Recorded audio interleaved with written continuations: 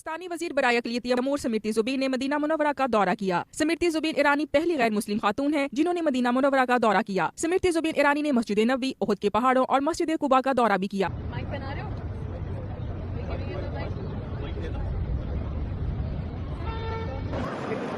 Absolutely stunning. One last look. Hopefully we get time tomorrow to check it out properly again in the daytime, but I'm not sure much. क्या सही view दिख रहा है भाई, ये वाला, ये भाई पूरा अंदर का कम्प्लेक्स है और कुछ ऐसा दिख रहा है भाई। तो भाई सऊदी ओपन होना इधर स्टार्ट हुआ है। 2.5 साल पहले तक भाई आप मदीना भी नहीं आ सकते थे एज ए नॉन मुस्लिम। आज as a non Muslim, as a Hindu मैं मदीना आ सकता हूँ। मुझे लगता है कि अगले 4-5 सालों में हो सके मक्का भी हिंदुओं और अदर रिलीजन वाले लोगों के लिए भी ओपन हो। फिलहाल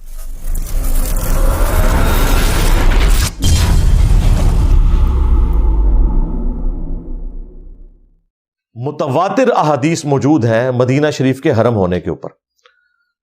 जो अहले सुन्नत की मेन स्ट्रीम की बड़ी 2 किताबें हैं, सहीहैन यानी सही बुखारी और सही मुस्लिम, उसमें 50 से ज्यादा अहादीस हैं मदीना शरीफ के हरम होने के ऊपर। खुद मौला अली अलैहिस्सलाम ने हदीस रवायत की है। सैयदना अली ने अपनी तलवार की न्याम में से एक सहीफा निकाला और उन्होंने बताया कि ये नबी अलैहिस्सलाम की लिखवाई हुई वसीयतें हैं। उनमें से एक वसीयत ये भी थी कि मदीना हरम है, जिसने मदीने में बिदअत को जारी किया उस पे अल्लाह की लानत, अल्लाह के फरिश्तों की लानत, तमाम लानत करने वालों की लानत, और क़यामत के दिन अल्लाह ताला ऐसे शख्स का ना कोई फर्ज कबूल करेगा और ना कोई नफल कबूल करेगा जिसने मदीने में किसी बिदत को जारी किया या किसी बिदती को पनाह दी। इसके अलावा भी बुखारी और मुस्लिम में हदीस मौजूद है। नबी सल्लल्लाहु अलैहि वसल्लम ने अल्लाह के हुजूर अर्ज की, ऐ अल्लाह, तेरे खलील इब्राहीम अलैहिस्सलाम ने मक्का शरीफ को हरम डिक्लेयर किया था और मैं इन 2 पथरीले पहाड़ों के दरमियान जो जगह है मदीना शरीफ, इसे हरम डिक्लेयर करता हूं। तो हरम मदीना, कोई शक नहीं इसमें, हरम है और उसका जो प्रोटोकॉल है वो हरम वाला है। लेकिन जो एक हरम मक्का को जो इस्तिस्ना हासिल है हरम मदीना के ऊपर, वो गैर मुस्लिम के दाखिले वाला इशू है। इसके हवाले से ये चीज क्लियर कर लें कि अगरचे मदीना शरीफ भी हरम है, लेकिन जो एक खास प्रोटोकॉल हरम मक्का को हासिल है, इस एतबार से कि वहां पे नॉन मुस्लिम कोई एंटर नहीं हो सकता, ये एक इस्तिस्ना है हरम मदीना का। वहां पर इस चीज की इजाजत है कि कोई नॉन मुस्लिम एंटर हो सकता है। यही वजह है कि मुसलमानों ने नबी सल्लल्लाहु अलैहि वसल्लम की वफात के बाद भी इसी लेगेसी को चलाया कि उन्होंने अपना जो कैपिटल सिटी है, दारुल खिलाफा है, वो मदीना शरीफ को रखा, मक्का शरीफ को नहीं रखा। ज़ाहिर है दारुल खिलाफा में तो बाहर से भी लोग आके मिलेंगे, तो फिर वो वाला सारा एक क्रिटिकल इशू हरम मदीना और हरम मक्का के फर्क वाला, उसको फिर कैसे एड्रेस किया जाएगा। तो मदीना शरीफ में ये वाला जो इस्तिस्ना था, इसकी वजह से मुसलमानों ने दारुल खिलाफा मदीना शरीफ में रखा। खुद अल्लाह के महबूब सल्लल्लाहु अलैहि वसल्लम का ऑफिस मस्जिद नबवी शरीफ था। ना सिर्फ मुसलमानों से मिलते थे बल्कि नॉन मुस्लिम्स भी आप सल्लल्लाहु अलैहि वसल्लम को आकर मस्जिद नबवी शरीफ के अंदर मिला करते थे। ना सिर्फ हरम मदीना में, मस्जिद नबवी के अंदर। उसमें एक मशहूर वाकया जो सही बुखारी और सही मुस्लिम के अंदर मिलता है, बनी हनीफा कबीले से एक शख्स था, सुमामा बिन उसाल। वो एक जंगजू था और एक समझ ले उस जमाने का एक बड़ा दहशतगर्द था। साहबा इकराम ने उसे गिरफ्तार किया और मदीना शरीफ ले आए। अल्लाह के महबूब सल्लल्लाहु अलैहि वसल्लम ने फरमाया कि इसे मस्जिद नबवी के अंदर एक पिलर था, स्तून, उसके साथ बांध दो। वो आज भी आपको स्तूनों के ऊपर नाम बकायदा लिखे हुए मिलेंगे। उनमें से एक स्तून ये भी था جس پہ سمامہ کو باندھ دیا گیا اور 3 دن تک اسے باندھ کے رکھا گیا. ظاہر ہے بیچ میں کھانے پینے کے لیے یا ٹوائلٹ جانے کے لیے اسے کھولا جاتا تھا.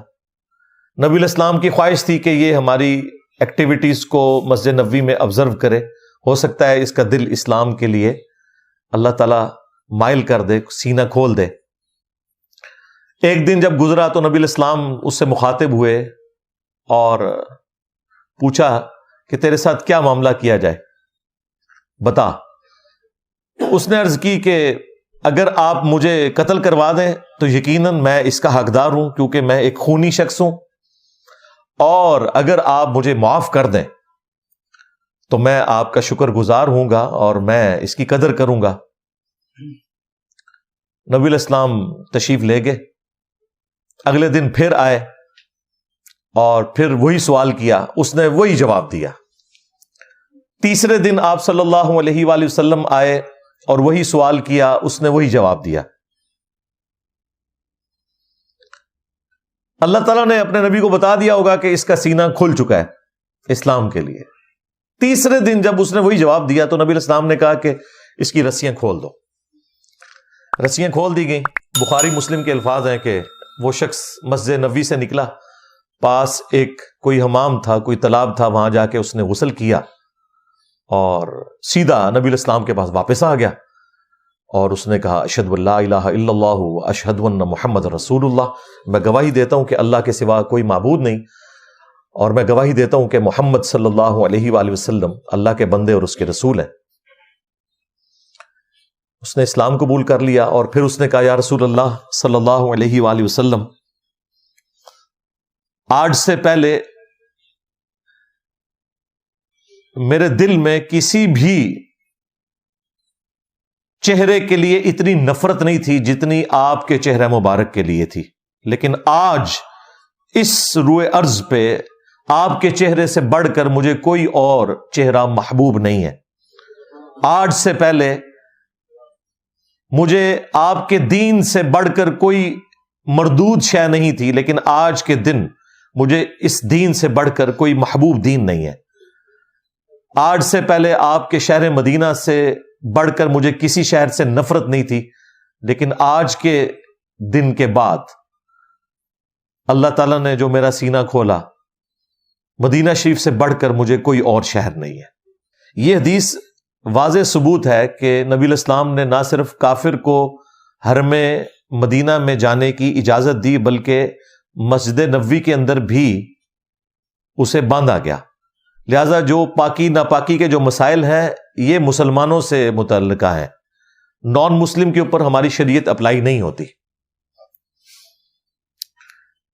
اس کے علاوہ صحیح بخاری اور صحیح مسلم میں جو نجران کے کرسچنز پادریوں کے ساتھ جو مباہلہ والا معاملہ ہوا تھا, جو نبی علیہ السلام کی خدمت میں حاضر ہوئے, وہ بھی حرم مدینہ کے اندر ہی آئے تھے.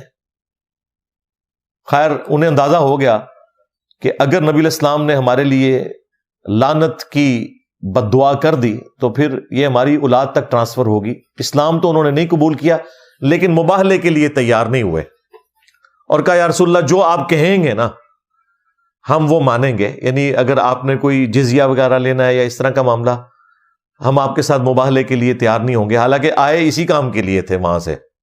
تو یہ جو مباہلے والا معاملہ ہے یہ بھی مدینہ شریف میں ہوا اور اس میں نجران کے کرسچنز آئے. نبی علیہ السلام نے باقاعدہ انہیں دعوت دی ہوئی تھی. لہٰذا حرم مدینہ کا جو پروٹوکول ہے نان مسلمز کے حوالے سے وہ ڈیفرنٹ ہے حرم مکہ کے پروٹوکول سے. یہ میں نے ساری باتیں اس لیے کی تاکہ آپ کو اوورال ایک ڈاکٹرن کلیئر ہو جائے. باقی تو صرف اپنا موقف ہی بیان کرتے ہیں. ہم تو ہر بات کو قرآن و سنت سے دلیل کے ساتھ بیان کریں گے تاکہ آپ کو اندازہ ہو کہ کون سی بات کتنی موجود ہے. ہم نے جذبات کے ساتھ نہیں دیکھنا معاملات کو.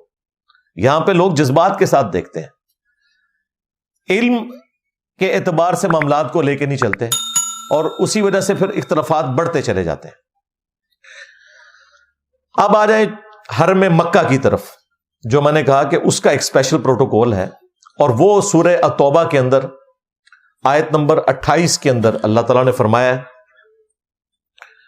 اعوذ باللہ من الشیطان الرجیم بسم اللہ الرحمن الرحیم یا ایھا الذین آمنوا اے وہ لوگ جو کہ ایمان لے کر آئے ہو، انما المشرکون نجس، جو مشرک ہیں یہ تو سوائے اس کے کچھ نہیں کہ پلید ہیں، ناپاک ہیں۔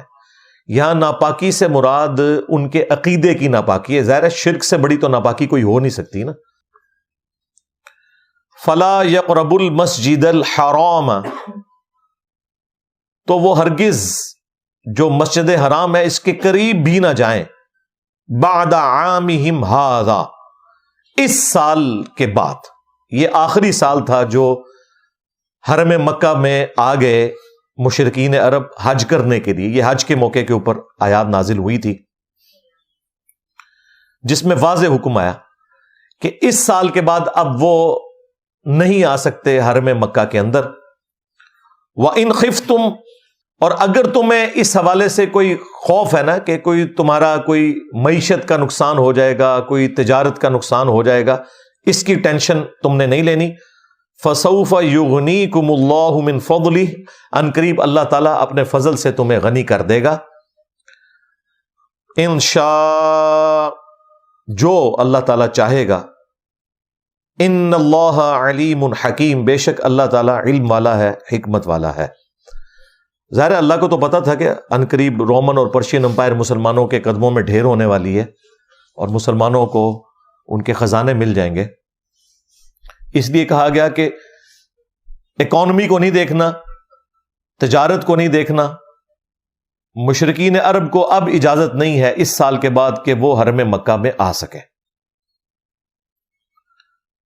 یہ وہ استثناء ہے جو حرم مدینہ سے ہٹ کے حرم مکہ کو حاصل ہے کہ حرم مکہ کے اندر کوئی نان مسلم انٹر بھی نہیں ہو سکتا۔